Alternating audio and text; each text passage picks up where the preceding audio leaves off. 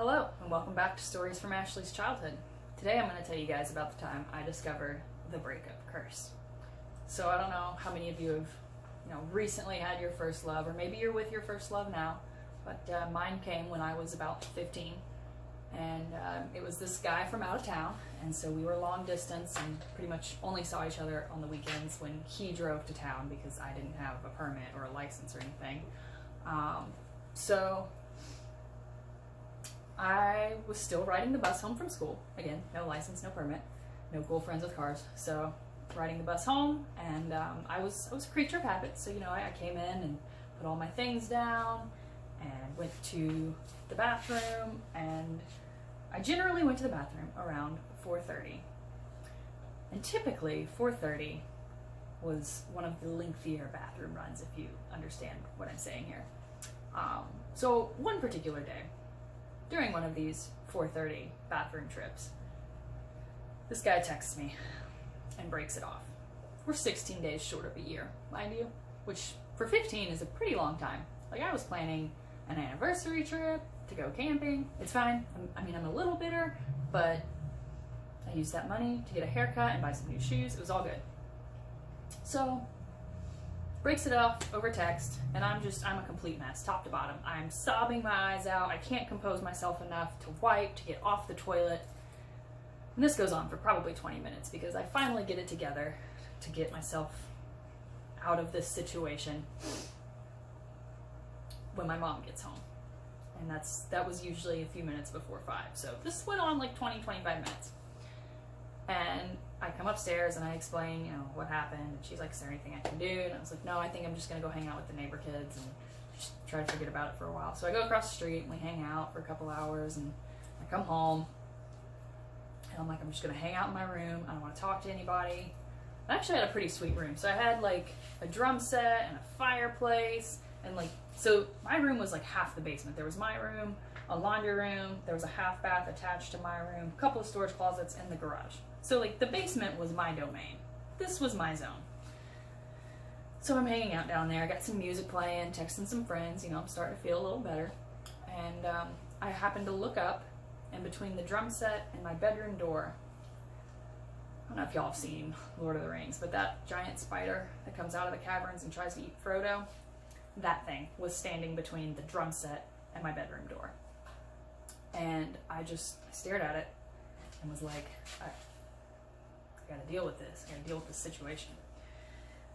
So I'm trying to think of what weapons do I have, and I take off a shoe and I throw it and I miss. I take off the other shoe and I throw it and I miss again. And so I'm looking around like, what else do I have? I grab a textbook and I hurl this thing at him, and I watch it go corner over corner, and then it's like slow motion. It comes in and he just pulls his feet back, and it missed him by like centimeters. This tarantula has evaded death before my eyes. So I'm like, all right, what else we got? So I reach into the half bath and grab a bottle of Sweet Pea body spray, and I hurl it at him. I miss again, and Sweet Pea shatters all over the floor. The house smelled like Sweet Pea for like a week after this incident. But I'm out of weapons, and so I'm sitting here trying to figure out what to do because I'm barefoot. It's the dead of night and everyone is asleep,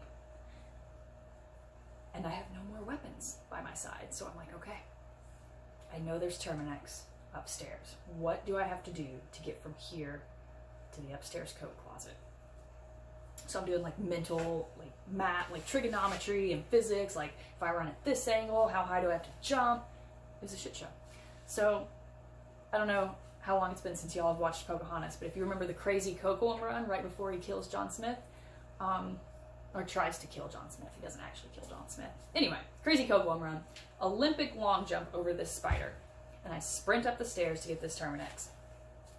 And I didn't turn on any lights because I don't want to wake anybody up, so I'm rummaging, trying to find this Terminex, and my mom comes out, and she's like, what are you doing?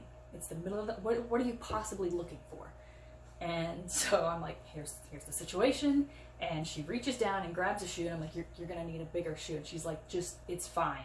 So she starts going down the stairs, and I'm following behind her, and we're like marching into battle, weapons in hand. And we open the door. Fluffy's gone. Fluffy's gone. If you're wondering why I named it Fluffy, it's because Mom had told us that anything scary becomes less scary if you name it. So I named it Fluffy, thinking that'll be fun and lighthearted. No, Fluffy was still a terrifying monster. So Fluffy's gone. And Mom shrugs and says, I guess it's gone. Good night. And goes back upstairs. I'm like, good night? You think I'm sleeping tonight? So I try to look around, try to figure out if I can find him. No such luck. No such luck. Fluffy is an elusive little shit. So I take all the blankets and sheets off my bed to try and make sure that he's not in there. I don't know what I would have done if he had been in there and had like flown against. I think I would have just died on the spot. So I make the bed, I get into it, and the ordeal just I didn't sleep all night.